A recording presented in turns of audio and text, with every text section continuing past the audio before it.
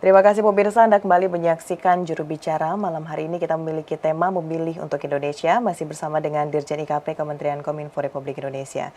Pak Dirjen, tadi kita sudah bahas seperti apa upaya yang dilakukan oleh Kominfo memanfaatkan masa tenang ini untuk bisa terus mensosialisasikan untuk mengikuti pencoblosan pada 14 Februari mendatang. Pak Dirjen, kita juga mengetahui saat ini bahwa dari pihak penyelenggara pemilu sendiri tidak akan memberikan sanksi begitu Pak pada peserta pemilu yang tidak membersihkan APK yang ada di ruang publik. Namun kita sudah melihat juga bahwa dari KPU, Bawaslu dan juga dari keamanan baik itu dari kabupaten kota hingga ke kelurahan telah melakukan pembersihan APK yang ada di ruang publik. Namun Pak Dirjen, yang menjadi catatan atau pertanyaan saat ini timbul masalah baru, kemana APK tersebut akan dibuang dan apabila tidak memiliki tempat untuk peletakan APK tersebut akan menimbulkan permasalahan lingkungan. Nah, terkait dengan hal tersebut, seperti apa ini kita mengantisipasinya, Pak Dirjen? Iya, jadi memang APK ini mestinya dicopot ya atau dilepaskan dari tempatnya oleh peserta pemilu. Ini yang paling bagus ya seperti itu. Ya. Jangan sampai nanti dicopot oleh yang lain karena bisa memunculkan konflik ya. Ya. Ya, tetapi kalau tidak juga ya mungkin Bawaslu akan meminta Satpol PP ya untuk membersihkan APK.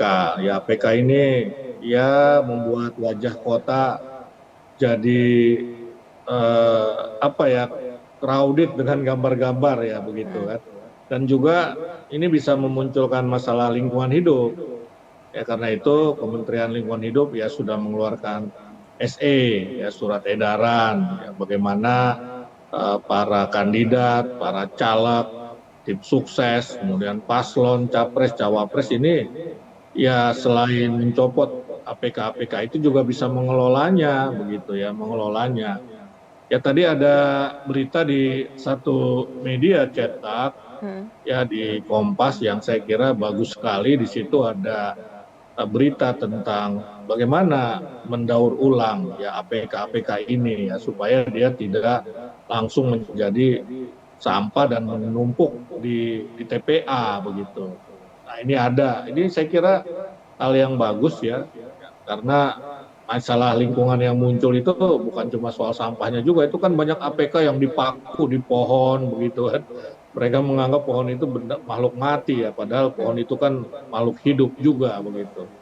Mungkin dia merasa kesakitan juga dipaku, cuma dia tidak bisa mengungkapkannya ya, tidak Ya. seperti hewan ataupun manusia. Nah, ini juga harus menjadi concern kita semua, ya bagaimana APK ini tidak kemudian menjadi sampah ya, apalagi kita lihat di beberapa tempat habis kampanye Akbar terakhir kemarin ini kan banyak tumpukan sampah juga begitu yang menjadi kerjaan tim kebersihan Pemprov, Pemda begitu. Padahal kalau barangkali sejak awal diimbau para peserta kampanye Akbar itu untuk membersihkan atau membawa pulang sampahnya begitu, ini saya kira akan baik meski memang ada yang melakukan itu begitu ya, dan kita apresiasi. Sementara kita menyayangkan kalau masih bertebaran sampah-sampah bekas APK ini ya. Jadi bagaimanalah kita bisa memanfaatkan lagi ya, kertas misalnya itu kan bisa didaur ulang ya, itu saya kira bisa kita tunjukkan kepedulian ya. Politik juga harus pedulilah terhadap lingkungan gitu. Ya. Ya, politik harus peduli terhadap lingkungan, itu garis besarnya Pak Dirjen ya. Dan ini kita kembali ke tugas dari Kementerian Kominfo, Pak Dirjen, untuk bisa memberikan kebenaran kepada masyarakat mana berita bohong dan mana berita yang benar adanya. Ini kita juga ada beredar Pak Dirjen di situs dan media sosial Twitter, tangkapan layar penghitungan sementara exit poll pemilu 2024 dari ketiga pasangan calon di luar negeri. Nah, sementara kita mengetahui bahwa pengumuman dari exit poll ini baru boleh dilakukan setelah pemungutan suara di dalam negeri selesai. Terkait dengan informasi ini, apakah benar atau hoax Pak Dirjen? Iya, jadi memang kemarin ya di hari terakhir kampanye kita barangkali ya menerima di WhatsApp grup kita apakah itu tangkapan layar, apakah itu informasi utuh ya tentang adanya exit poll atau hasil exit poll dan hasil penghitungan suara. Nah, kami Kominfo kemudian mengeceknya seperti apa sebetulnya ya, dan kemudian ada pernyataan dari Ketua KPU, ya Ketua KPU yang mengatakan ya penghitungan suara belum dilakukan kok begitu. Penghitungan suara kan dilakukan nanti ya setelah bersamaan dengan penghitungan suara di dalam negeri begitu ya. Kemudian juga exit poll ya, Ketua KPU ini meminta ya janganlah ada exit poll di luar negeri.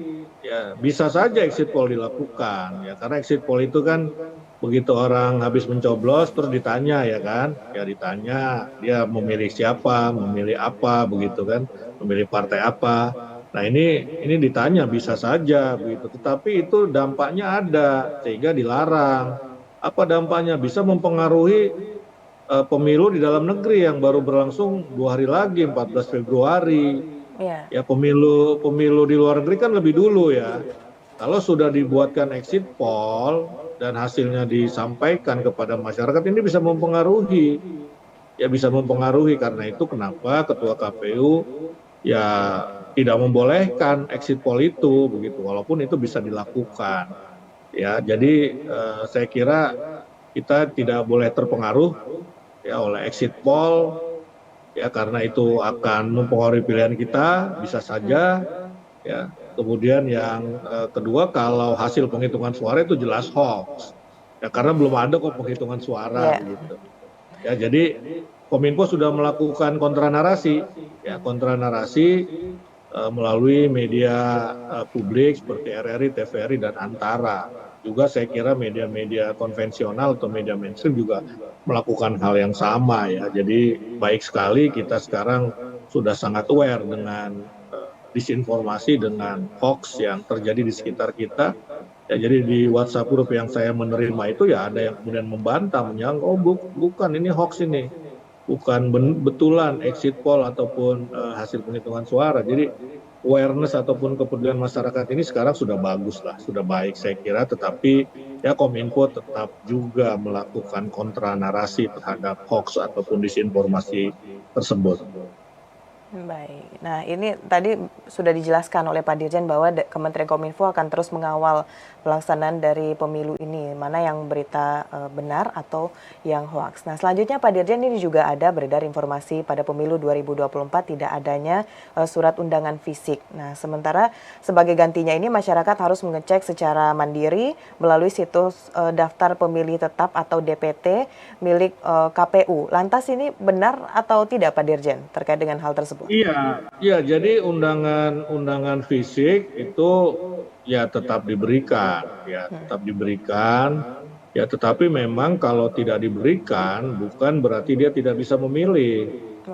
Ya dia tetap bisa memilih, dia bisa mengecek ke situsnya KPU, ya di situ kita bisa lihat apakah kita terdaftar atau tidak.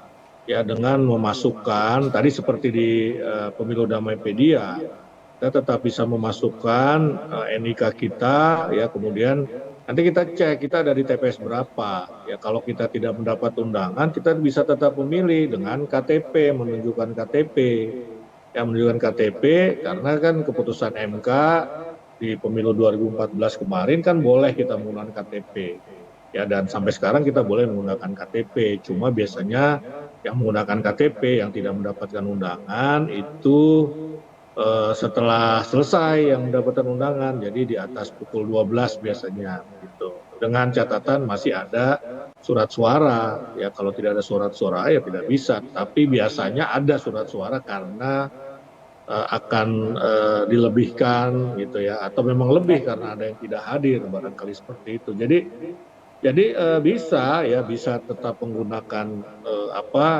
KTP untuk datang memilih. Ya memang ada pesan berantai itu begitu ya, ada pesan berantai. Saya juga mendapat pesan berantai itu ya, saya coba cek di situsnya itu dan memang terdaftar saya di satu TPS ya. Jadi ada yang benar juga sebetulnya itu, karena banyak yang mendapatkan pesan berantai ini dari RT-nya, dari Pak RT-nya begitu, di grup-grup RT begitu kan, di grup RT dan kalau kita cek itu benar begitu, ya benar. Tapi yang jelas kita bisa memilih tanpa menggunakan surat undangan fisik begitu. Baik, kembali lagi harus datang ke TPS 14 Februari 2024 beramai-ramai begitu ya Iya, Pak Dirjen. iya. Baik, Sekarang ini kan ya misalnya saja dulu itu kan kalau mencoblos dua dua calon itu kan tidak sah. Sekarang kalau mencoblos dua calon itu sah, tapi suaranya dimasukkan ke suara partai bukan suara kandidatnya begitu. Nah, ini hal-hal baru saya kira yang perlu juga pemahaman masyarakat begitu. baik Pak Dirjen, kita akan lanjutkan dialog pada malam hari ini, namun kita akan jeda pariwara sejenak. Pemirsa jangan kemana-mana, tetap di program Juru Bicara.